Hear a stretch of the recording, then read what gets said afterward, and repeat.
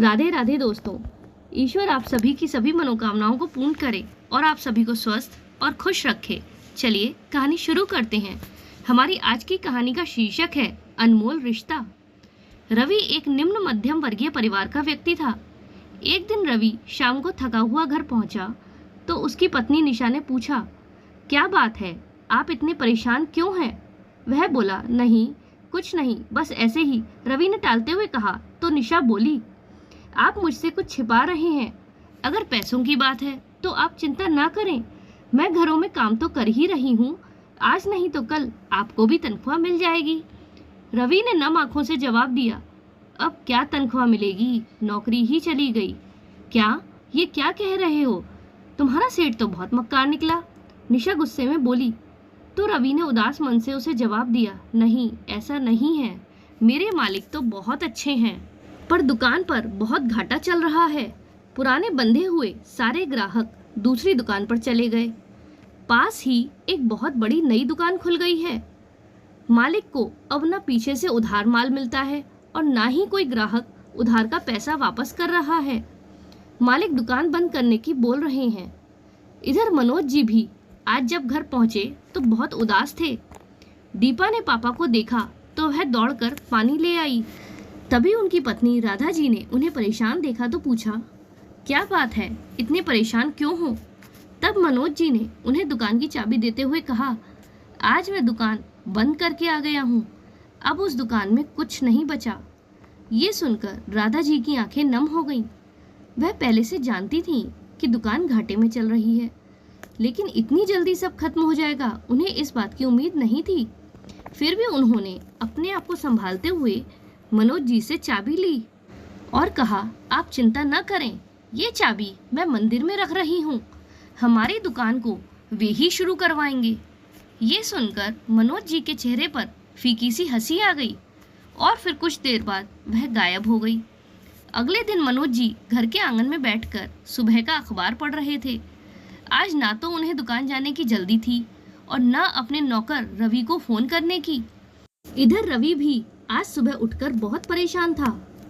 उसे लग रहा था कि अभी मालिक का फोन आ जाएगा और वे उसे डांटते हुए कहेंगे, अभी घर में ही बैठा है, दुकान कब खोलेगा। इसी सब के बीच बैठे बैठे मनोज जी को ध्यान आया कि उन्होंने अभी पिछले महीने ही अपनी बिटिया का ब्याह पक्का किया है। अगर उनके समधियों को यह पता लगा तो वे न जाने क्या सोचेंगे और बाजार में तो यह खबर आग की तरह फैल जाएगी। तभी राधा जी चाय बनाकर ले आईं। मनोज जी चाय का घूंट लेते हुए बोले, राधा, किसी को भी ये मत बताना कि हमारी दुकान बंद हो गई है। कहीं लड़के वालों को पता लग गया तो वे न जाने क्या सोचेंगे और कहीं रिश्ता ही ना तोड़ दें। दीपा पीछे खड़ी पापा मम्मी की सारी बातें सुन रही थी। वह गहरी सोच में पड़ गई कि पापा की दुकान बंद हो गई, अब कैसे शादी का इंतजाम करेंगे। इसी दुकान के भरोसे तो वे कर्ज लेना चाह रहे थे, अब कौन उन्हें कर्ज देगा। यही सब सोचकर उसकी आंखों से आंसू बहने लगे। वह दौड़कर घर के मंदिर के सामने पहुंच गई। फिर भगवान जी से बोली, भगवान, मुझे आपने लड़की क्यों बनाया? मैं केवल अपने पिता पर बोझ बनकर रह गई हूँ। आज अपने व्यापार की चिंता करने के बजाय उन्हें मेरी चिंता हो रही है। कुछ देर बाद दरवाजे पर दस्तक हुई। राधा जी ने दरवाजा खोला तो देखा सामने रवि खड़ा था। आओ रवि, अंदर आओ। उसे देखकर मनोज जी चौंक गए।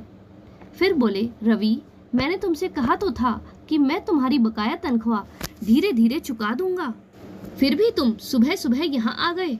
मुझ पर अब इतना भी भरोसा नहीं रहा। रवि उन्हें देखकर रोने लगा। बोला, नहीं सेठ जी, ऐसी कोई बात नहीं है।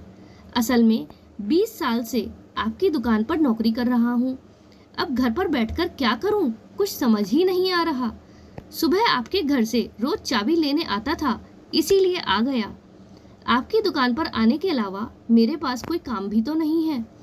यह सुनकर मनोज जी की आंखें भी नम हो गईं। फिर दुखी मन से रवि से बोले, क्या करें रवि, अब तो कहीं और ही काम ढूंढ ले, तू हट्टा कट्टा है, तुझे कहीं ना कहीं तो काम मिल ही जाएगा। रवि बोला, सेठ जी, मुझे घर पर ही रख लीजिए, घर का कोई भी छोटा मोटा काम कर दिया करूँगा। तब मनोज जी ने कहा, नहीं नहीं, ऐसा कैसे करेंगे, हम तनख्वाह कहाँ से देंगे तुम्हें। वैसे भी यहाँ काम ही कितना है। मनोज जी ने उसे समझाकर वापस भेज दिया। उसे भेजने के बाद वे भी फूट फूट कर रो पड़े। तभी दीपा उनके पास आई और बोली, पापा आप हिम्मत हार जाओगे तो हमारा क्या होगा। आप एक काम कीजिए ना, लड़के वालों से बात कीजिए कि अभी हम शादी नहीं कर सकते, हमें कुछ समय चाहिए, जब सब कुछ ठीक हो जाएगा तो शादी भी हो जाएगी। मनोज जी ने अपने आंसू पोंछते हुए कहा, नहीं बेटी, बड़ी मुश्किल से रिश्ता मिला है, मैं किसी तरह सब इंतजाम कर लूँगा।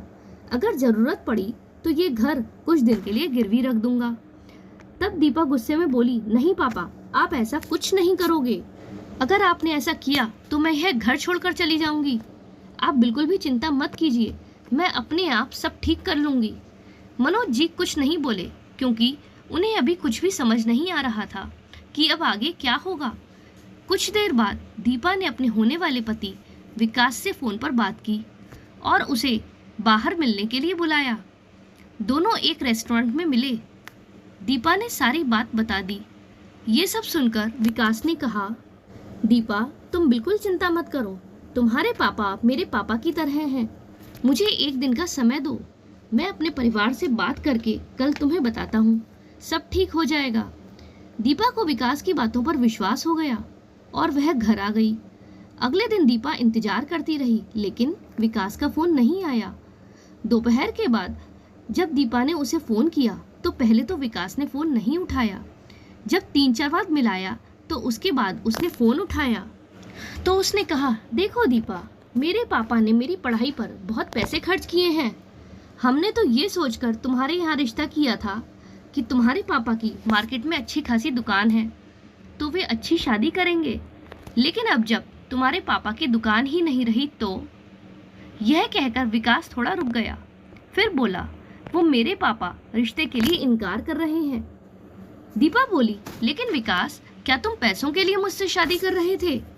जब दीपा ने गुस्से में इस तरह कहा तो ये सुनकर विकास ने बहुत ही बेशर्मी से जवाब दिया, आजकल पैसा तो सबको चाहिए, अरे अच्छा लड़का चाहिए तो पैसा तो खर्च करना ही पड़ता है, इसमें गलत ही क्या है। दीपा ने गुस्से में कहा, मैं अब तुम जैसे लालची से शादी करना भी नहीं चाहती। वो तो अच्छा हुआ कि तुम लोगों का असली रूप जल्दी ही सामने आ गया। ऐसा कहकर दीपा ने फ़ोन काट दिया और रोते हुए अपनी मम्मी के पास पहुंची और उसने अपनी मम्मी को सारी बात बता दी। राधा जी को उसकी बात सुनकर पहले तो बहुत झटका लगा। उन्होंने उस पर नाराज़गी भी जताई कि तुमने उससे ऐसे बात क्यों की। तब उनकी बेटी ने कहा कि माँ, जो हुआ सही ही हुआ, वे लालची लोग हैं, हो सकता है आगे भी हमें परेशान करते। तब राधा जी ने कहा, बेटी अपने पापा को ये सब अभी मत बताना, मैं बाद में बता दूंगी। इसी तरह कुछ दिन बीत गए।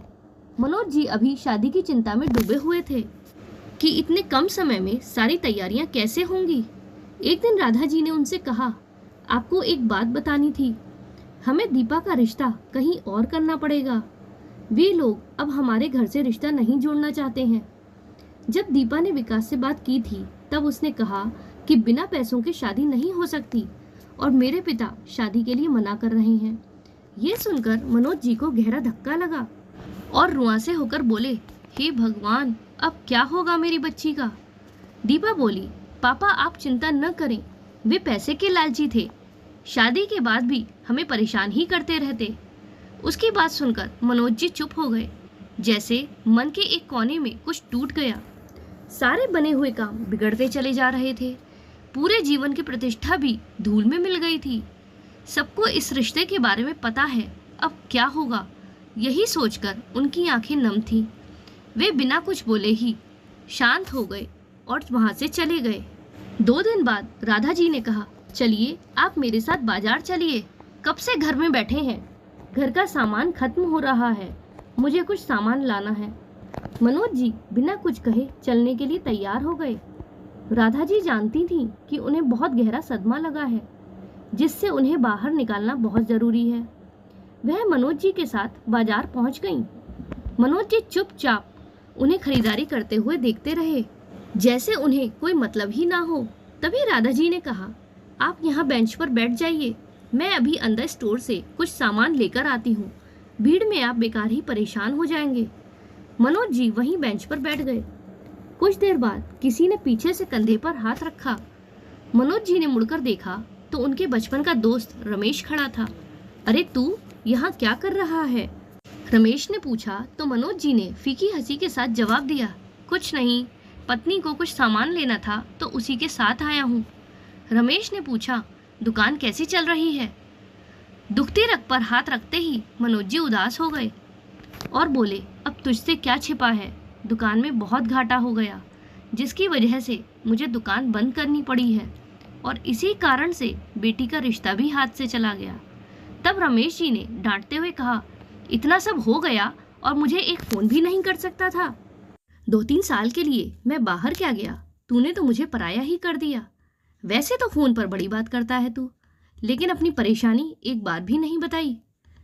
वह बोले, भाई दिमाग ही कहाँ चल रहा है, तू बता क्या हाल है? मनोज जी ने बात को बदलते हुए कहा, वो सब छोड़, तू मेरे साथ चल। रमेश बोले। तब मनोज जी ने कहा, कहाँ?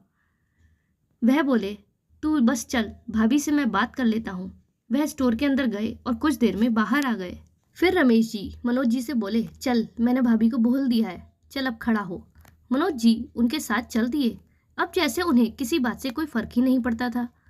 रमेश जी उन्हें ले जाकर एक बड़े स्टोर में पहुंच गए। मनोज जी बाहर ही खड़े हो गए और बोले, अरे तू मुझे ये कहाँ ले आया है? तुझे कुछ सामान लेना था तो वहीं से ले लेता, यहाँ क्यों आया? तब रमेश जी बोले, तू अंदर तो चल। इससे पहले कि मनोज जी कुछ समझ पाते, रमेश जी ने वहाँ के मैनेजर से कहा, देखो ये मेरे खास दोस्त हैं और आज से इस स्टोर के मालिक, तुम हमारे दूसरे स्टोर का काम देखोगे। ले भाई मनोज, संभाल अपना स्टोर। मनोज जी की समझ में कुछ भी नहीं आ रहा था। तब रमेश जी बोले, तू परेशान मत हो, मैं सब बता देता हूँ। तब रमेश जी ने मनोज जी को बताया कि मैंने तुझसे कई बार कहा, तरक्की कर, अपनी दुकान को बढ़ा, सामान बढ़ा, लेकिन तू अपनी छोटी सी दुकान में खुश था, इसलिए मैंने तेरे दुकान के पास ही यह स्टोर खोला है। आज से ये तेरा स्टोर है। मेरे ऐसे 12 स्टोर अलग अलग शहरों में हैं। हमारी एक कंपनी है जो इन स्टोरों की फ्रेंचाइजी देती है। मनोज जी बोले, लेकिन मेरे पास तो एक भी पैसा नहीं है। तब रमेश जी ने कहा, मुझे पता है, पर तू चिंता मत कर, इसीलिए मैंने तुझे बिना बताए ही ये स्टोर तेरे नाम पर रजिस्टर्ड किया है। पिछले 6 महीने से हम इसे चला भी रहे हैं, वो भी प्रॉफिट में। बस तू यहाँ बैठ, अब ये सब तेरा ही है। तो धीरे धीरे कंपनी का लोन चुका देना, फिर यह स्टोर परमानेंटली तेरा ही हो जाएगा। मनोज जी की आंखों से आंसू बह रहे थे, जैसे किसी ने उनके अंदर प्राण फूंक दिए हों। मैं तेरा यह एहसान कैसे चुकाऊंगा? तब रमेश जी बोले, बहुत आसान है, ये जो मैनेजर है ना, ये मेरा बेटा है। मैं इसके लिए तेरी बेटी का हाथ मांगता हूँ। सच कहूँ यार, मुझे तो तेरी बेटी बचपन से ही बहुत पसंद है। वो तो मैं अपने मुंह से कुछ कहता ही नहीं था कि समय आने पर बात करूँगा, फिर कुछ समय ऐसे ही चला गया। अब मैं अपने बेटे से बात की तो वो भी बोला उसे तेरी बेटी पसंद है। अब तू बोल, करेगा शादी? तुझे पता है, मैं तो दीपा को ही शुरू से अपनी बहू बनाना चाहता था, बस कह नहीं पाया। और जब तुमने उसका रिश्ता तय कर दिया तो मुझे लगा कि मेरा सपना अब सपना ही रह जाएगा, लेकिन अब मुझे लगता है कि मेरा सपना जरूर पूरा होगा। बोल, पूरा करेगा ना तू मेरा सपना? मनोज जी की आंखों से टप टप आंसू बह रहे थे, क्योंकि वे तो सपने में भी नहीं सोच सकते थे कि उनकी परेशानी इस तरह एक झटके में पूरी तरह से दूर हो जाएगी। आज एक पल में ही उनकी सारी परेशानी दूर हो गई। आज उनका भगवान पर विश्वास और भी पक्का हो गया। वे रमेश जी को गले लगाकर रोने लगे। कुछ ही दिनों में उन्होंने दोस्त के बेटे के साथ अपनी बेटी दीपा का विवाह कर दिया। अब उन्होंने रवि को भी वापस काम पर बुला लिया था। आज ईश्वर की कृपा से और अपने इतने अच्छे दोस्त की वजह से उनके पास सब कुछ था। साथ ही एक बहुत ही प्यारा सा रिश्ता भी था, जिसे दोस्ती का रिश्ता कहते हैं, जो जीवन का सबसे अनमोल रिश्ता माना जाता है। दोस्तों, आपको ये कहानी कैसी लगी कमेंट में ज़रूर बताइएगा। अगर पसंद आई हो तो वीडियो को लाइक करें और चैनल पर नए हो तो चैनल को सब्सक्राइब करें। हमारे साथ अंत तक बने रहने के लिए धन्यवाद। जय श्री राधे।